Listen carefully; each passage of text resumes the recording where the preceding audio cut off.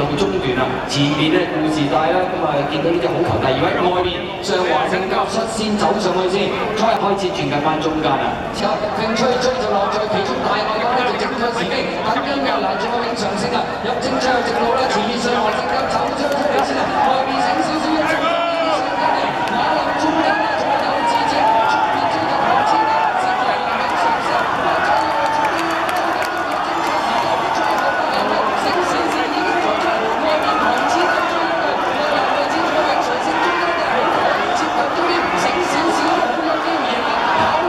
咁啊，見到隻木雷拉瓜下咧，就走得先贏出呢場馬。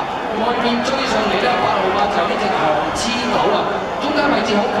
咁啊，結果咧就醒少少贏馬，唐黐豆第2，好球第3，永常勝第4。咁啊，真係木雷拉瓜下咧醒少少啊，唐黐豆就嗰個6號幾隻嘅。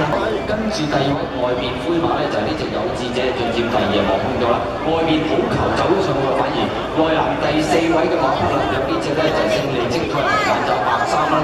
後邊第5位咧仲有金牌任務內欄唐黐豆出邊落在其任務內欄咧。轉過嘅，早啲捉得幾？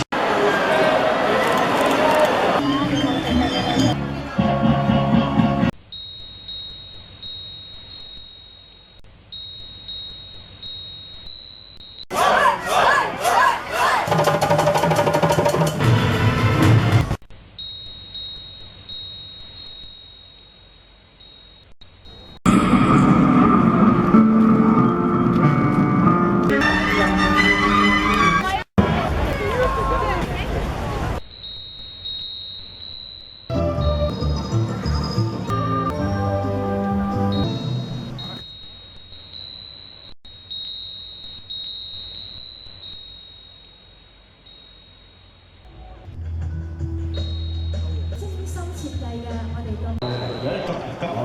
咁。